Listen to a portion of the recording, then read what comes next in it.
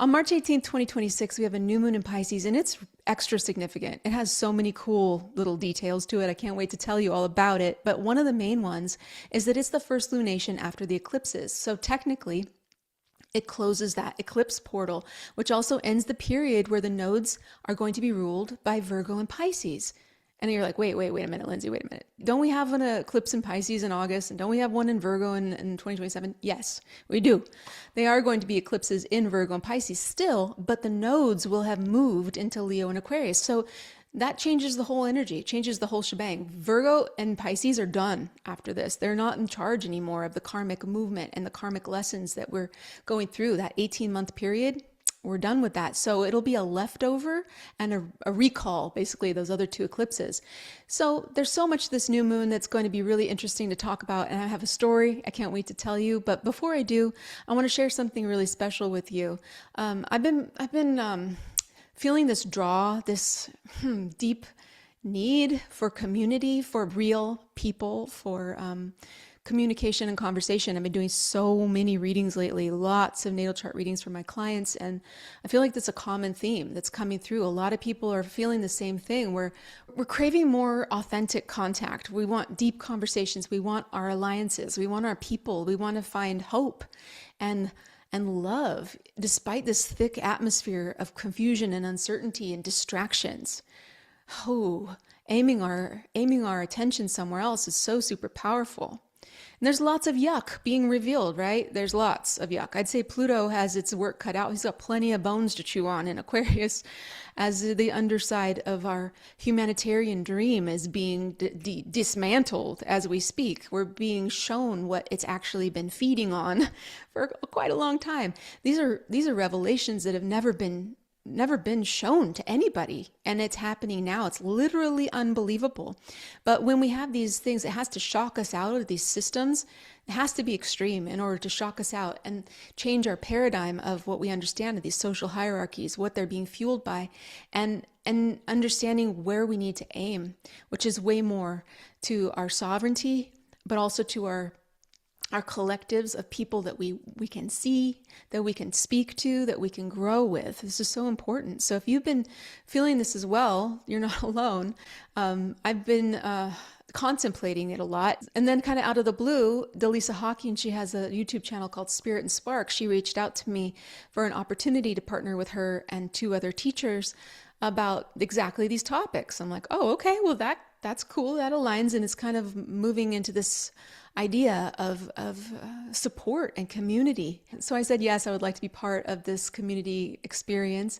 On March 25th, I'm going to be part of a live event called The Commons, which is a collaboration between 4 teachers. So to give you an idea, we have Angela Bolton. She has a YouTube channel and a podcast as well. She's going to be talking about Sophia and the Light Language. It's like frequency-based forms of coherence. She's been in the UK doing stuff for the world. I don't know, it's interesting stuff. We also have Tara Kabatoff, and she's been focusing recently on Black Moon Lilith, so I believe that's what her talk is about. And shadow work, the integration, the sovereignty, the bringing back the parts of ourselves that are asking to be reclaimed.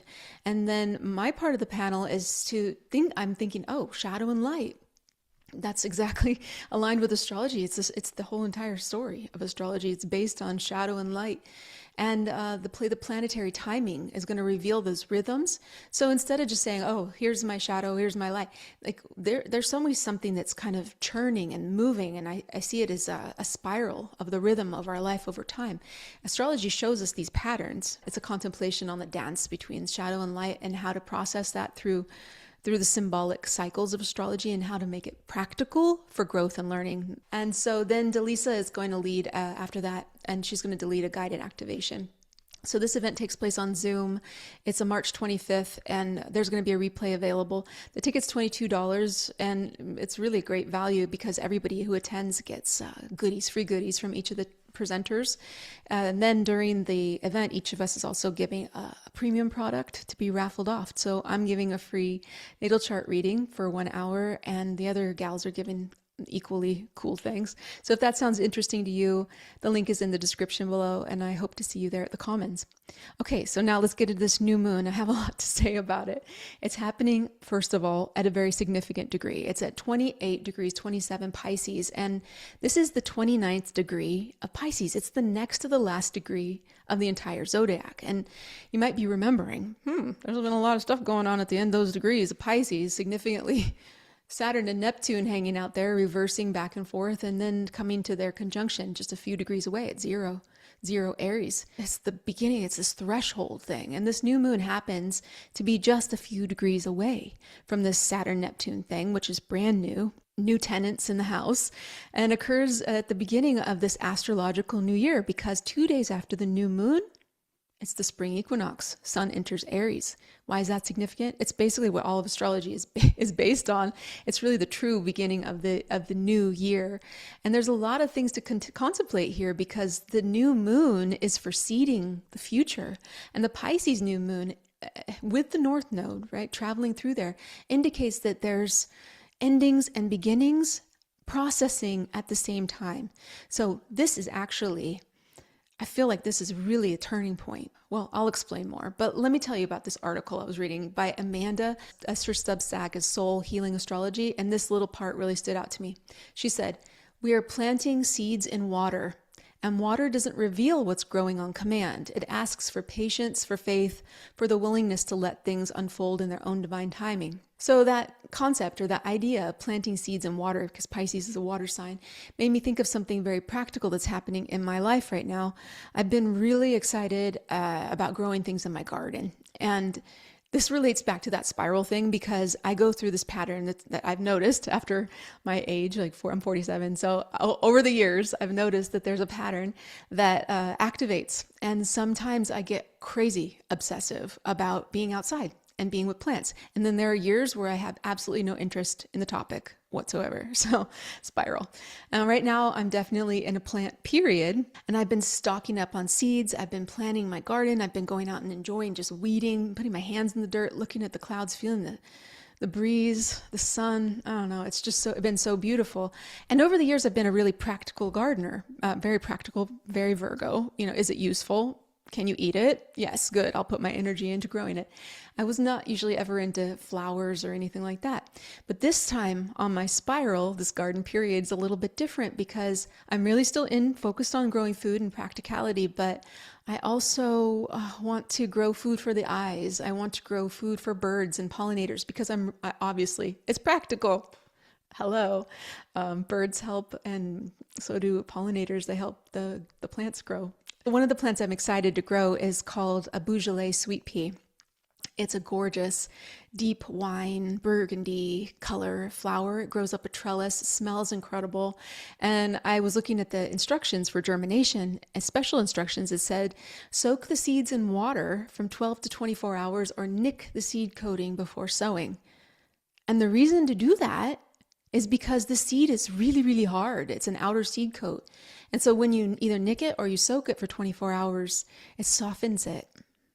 It softens it so that the plant can germinate easier, so that the little sprout can come out of its seed shell. It can emerge. And I just thought, what a beautiful metaphor for this lunation. We're soaking seeds for this new moon. We're dissolving the boundaries of this really hard seed shell so that new things can grow without as much struggle. We'll give it a little bit of a boost, a little bit of a fast forward. The germination can happen in less time. So we get blooms sooner. So we get stronger pollinators coming into our garden to do that. So a new moon is that's exactly what it is, right? It's always about this moment where you're planting seeds, setting seeds. And why? In the darkness, underground, where you can't see them, they're not visible yet. We have to be patient. A new moon is like this. It's 3 days of darkness. So we look at the layers. We see that Pisces is the final sign of the zodiac. We're finishing something up. Aries is about to start something new. Something new has already initiated there. So what I'm seeing this as is it's concurrent. There's this realization, while something is already happening. And with it being in Pisces, it's keeping our heart open. The ruler, I do the traditional rulers, and that's going to be Jupiter. What's going on with Jupiter? Jupiter's great. Jupiter's awesome. It's in Cancer. It's finally stationed direct just a few days ago. It's in its exaltation. It's moving forward. The things that we want to protect, the continuity, and we want to preserve them. These are Cancer things. It's coming in a whole sign trine to this lunation. This just is so supportive. It adds to this understanding of this moment that it's powerful. We have power. I think that's what I'm trying to say. There's an empowerment here. Another aspect that's really interesting is the new moon is an exact sextile to Uranus in Taurus. Sextiles are good. They're cooperative. They're of the nature of Venus. They stimulate and they open a door. I always think about best friends. You help each other out. You have fun together and you do things together that bring joy into your life. And Uranus is associated with disruption, with innovation, and the insight that changes the way we see something. Put that in a stimulating thing, that it's not scary. Sometimes things need to get shaken up. Sometimes things need to get flipped on its head. Sometimes we need to have that disruption and innovation for new ideas to come through. It's like a light bulb turns on. It's like, oh. Now Uranus has been in Taurus for several years, and it's on its way out, okay? My dog is howling. Yeah, that's him. He loves to sing. He loves to disrupt, right? When I talk about Uranus, it's almost always when I'm talking about Uranus that the dog starts doing that. I've just made that connection. How bizarre. How bizarre. So this new moon is carrying these suggestions with reflections that we're having right now, leading to different perspectives, different ideas, different ways of seeing things, being able to see them, but in a way that's not scary or disruptive. It's like, oh, now I get it. That's kind of what I'm talking about. So sometimes we look back at something we thought we understood with new information, and it kind of opens your mind, opens your eyes, and we see things through an entirely different lens. Another important point, Mercury retrograde. Yep, Mercury's retrograde in Pisces. It's stationed retrograde on February 26th at 22 degrees Pisces, and it will turn direct on March 20th, 2 days after this new moon. What else happens on March 20th? Spring Equinox. The sun moves into Aries. It's the astrological new year. It's really crazy that that's happening at the same time. Mercury governs communications, language, letters, interpretation.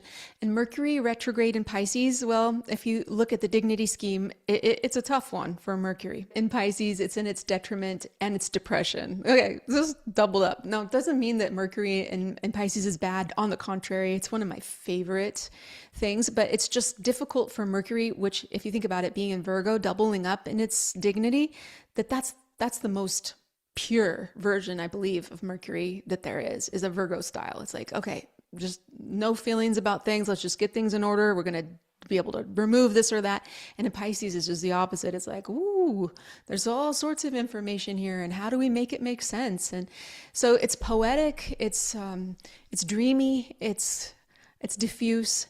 And so that's what's going on. But when it's retrograde, we're thinking things over. We're looking back over it. We're looking at these letters, these interpretations, these periods that we're processing with review and reconsideration. And so we're returning to ideas, conversations, information, and thoughts. And it could be very, very artistic expressions as well. So during this lunation, Mercury is conjunct the North Node in Pisces, which adds to this 6-month story that it's part of our karmic thing that we're bringing in. What I think it means is that over these next 6 months, we can't forget the Mercury in Pisces. We can't forget the beauty of ideas, universal love and poetry and creativity and being open-minded, open to this universe. Okay, well, that has to come with us because it's part of what's being pulled in with the North Node being in Pisces and conjunct with this Mercury. Pulling all those pieces together, those threads together, I want to tell you a story. A few videos ago, I mentioned painters, and one of them was Vincent van Gogh, and I brought up Starry Night. So then I started looking into him a little bit more because I thought, well, I don't really know that much about Van Gogh. What I know, what you probably know, he's an artist. He was an artist, Dutch, lived in France, southern France, cut off his ear, killed himself. That kind of makes him this tragic figure. He was living in France and painting. His brother was named Theo, and this is where the story gets kind of a little more interesting. So Theo, his brother, was his best friend, And he wrote letters constantly to Theo. He wrote hundreds and hundreds of letters to him. And Theo worked as an art dealer in Paris, so he financially would help Vincent. Vincent was just moving from place to place to place until he found Arles. Arles in 1888, Arles, the south of France. And he loved this place. He was fascinated by the sky, the fields, the light, the buildings, and it was so vivid. And the main thing that he really fell in love with were flowers. The flowers of this area, sunflowers, irises, flowering branches, lavender. He could paint them and make them feel like they were alive. All the way through, he keeps writing these letters. One afternoon in 1890, he went out to paint, and when he came back to this inn where he was staying, he had a gunshot wound. As soon as his brother Theo heard about it, which I'm assuming is through letters, maybe the Morse code. I don't know, did they have Morse code in 1890? I'm not sure. He heard, and he came as soon as possible. Within 2 days of his brother Theo arriving, Vincent passed away with his brother by his side. Now, for a whole century, for a really like more than a century now, right? 130-something years, 136 years, we've been told this one story about Vincent van Gogh that he went to a wheat field and shot himself. But historians are looking back at the details and they notice, some like logical things that are going on here that make you question this story. Now, the story that he was this tortured artist, this genius that couldn't even stand living because, you know, he did cut his ear off and that made the story a little more plausible. But what they don't talk about is how he was constantly harassed by these boys in town. These boys, they were teenagers, like 14 to 16 years old. There were two in particular that would roam the countryside with a faulty pistol, with a faulty gun, basically. And one of them was really obsessed with Buffalo Bill and cowboy culture.